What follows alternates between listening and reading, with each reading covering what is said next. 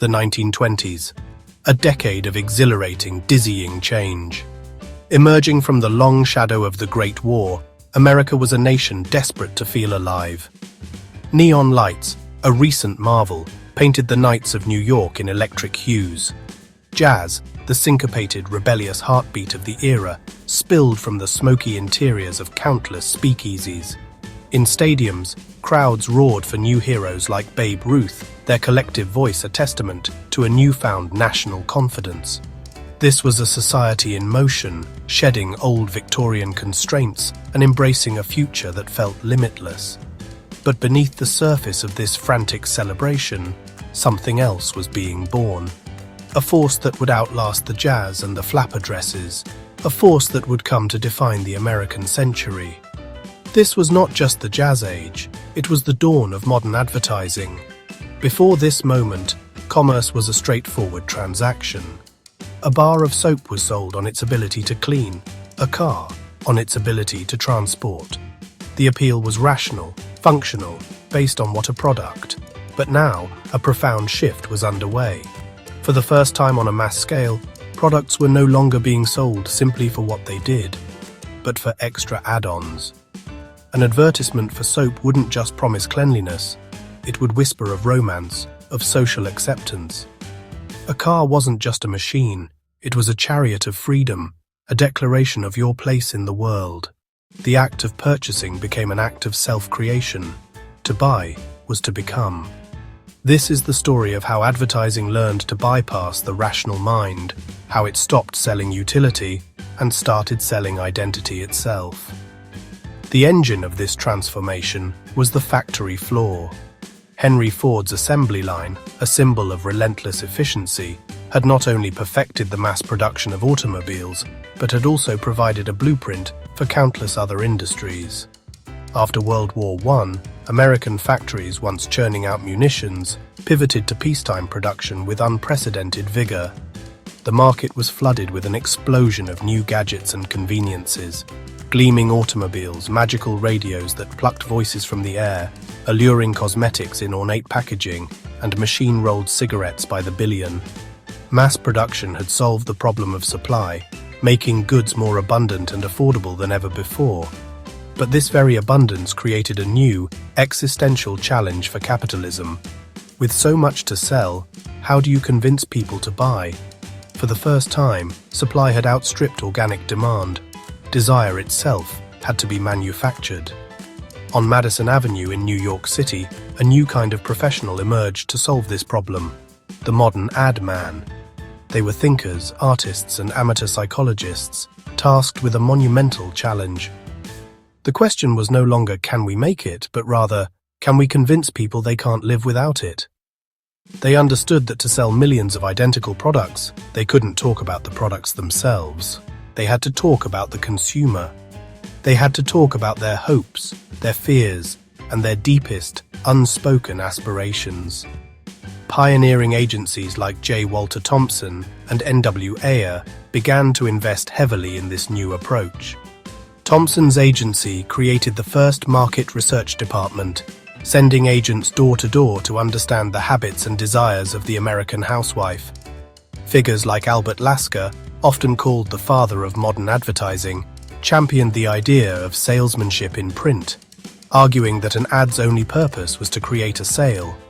But to do that, they realized they had to move beyond simple claims. They had to tell stories. They understood that selling dreams was infinitely more powerful than selling features. Perhaps the most famous and cynical example was Listerine. Originally marketed as a surgical antiseptic and even a floor cleaner, its sales were modest. Then, in the 1920s, the company's new ad agency unearthed an obscure medical-sounding term for bad breath: halitosis. They didn't just sell a product, they invented a social disease. Suddenly, ads depicted heartbreaking scenes of social failure. A beautiful young woman, perpetually a bridesmaid, wonders why she can't find love. A talented man is passed over for a promotion. The culprit, halitosis. The cure, Listerine. It was a masterstroke of psychological manipulation. By creating an insecurity, they created a market. A simple mouthwash became a social necessity. But advertising could also sell empowerment. At the time, it was taboo for women to smoke in public. The American Tobacco Company wanted to crack this massive untapped market for its Lucky Strike cigarettes.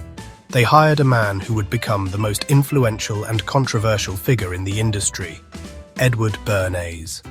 Instead of a traditional ad campaign, Bernays staged a media spectacle. During the 1929 Easter Parade in New York, he hired a group of fashionable debutantes to march down Fifth Avenue, defiantly lighting up cigarettes. He told the press these were not cigarettes, they were torches of freedom, a powerful symbol of women's independence and rebellion against patriarchal norms. Bernays was the nephew of the pioneering psychoanalyst Sigmund Freud, and he brought his uncle's revolutionary theories from Vienna directly to Madison Avenue. Freud had argued that human beings are not rational creatures, but are driven by primal, unconscious desires and fears. Bernays realized that if you could tap into these hidden emotions, you could persuade people to do almost anything, whether it was to vote for a politician or buy a pack of cigarettes. He called his method the engineering of consent. He understood that people bought not just with their wallets, but with their hearts, their egos, and their insecurities. This new philosophy transformed every product category. Advertising began to explicitly link personal identity and social status to branded goods. Cars became the ultimate symbols of freedom, masculinity, and modernity. General Motors, under the leadership of Alfred P. Sloan, introduced the concept of the annual model change. This brilliant strategy, known as planned obsolescence, ensured that even a perfectly functional car would feel outdated within a year. Ads didn't sell transportation, they sold the thrill of the new, the envy of the neighbors, the identity of being a man at the forefront of progress. Cosmetics and fashion, once seen as slightly disreputable, were repositioned as essential tools for self-expression and social mobility. The rise of Hollywood and its glamorous stars created a new template for beauty that could, advertisers promised, be purchased. Brands like Coty and Chanel became household names, their products tied to dreams of Parisian sophistication and movie star allure. A jar of cold cream didn't just clean your face, it preserved your youth and your marriage. A bottle of perfume wasn't just a scent, it was an invisible cloak of mystery and desirability.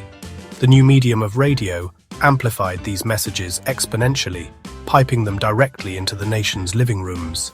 Entire programs, the first soap operas, variety hours and comedies, were created and paid for by sponsors. Brands like Palmolive, Pepsodent, and Maxwell House Coffee didn't just interrupt the entertainment, they the entertainment. This intimate daily presence built a new kind of relationship between corporation and consumer, one based on familiarity and trust. Advertising no longer just showed you what something was, it showed you who you could be, and its voice was now a guest in your home. Bernays' influence was everywhere. He orchestrated the Torches of Freedom parade, and in another famous campaign, he single-handedly convinced Americans that bacon and eggs were the quintessential American breakfast. His client, the Beechnut Packing Company, was struggling to sell bacon. Bernays commissioned a survey of physicians, asking them if a heavy breakfast was preferable to a light one. When they predictably agreed, he blasted the results to newspapers across the country, framing it as a scientific study.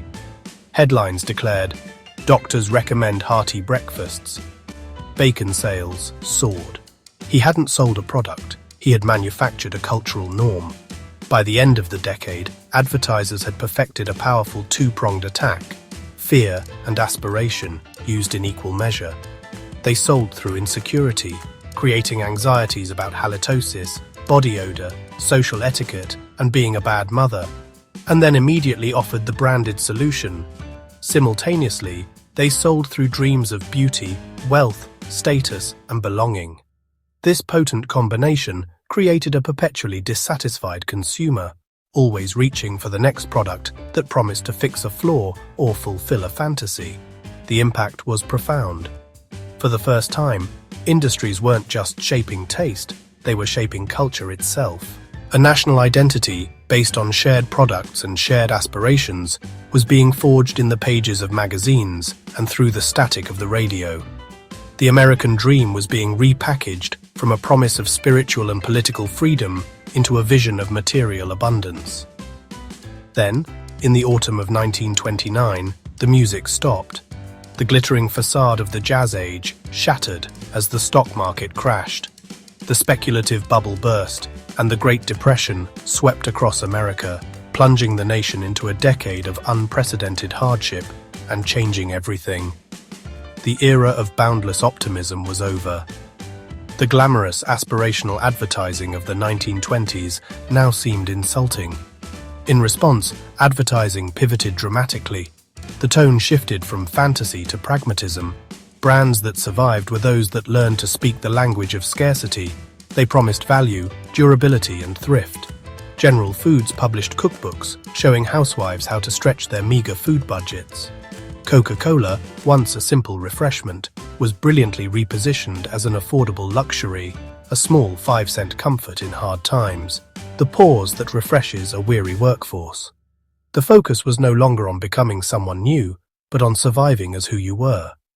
Even as millions struggled to survive, advertising endured. It had become too integral to the economy to disappear.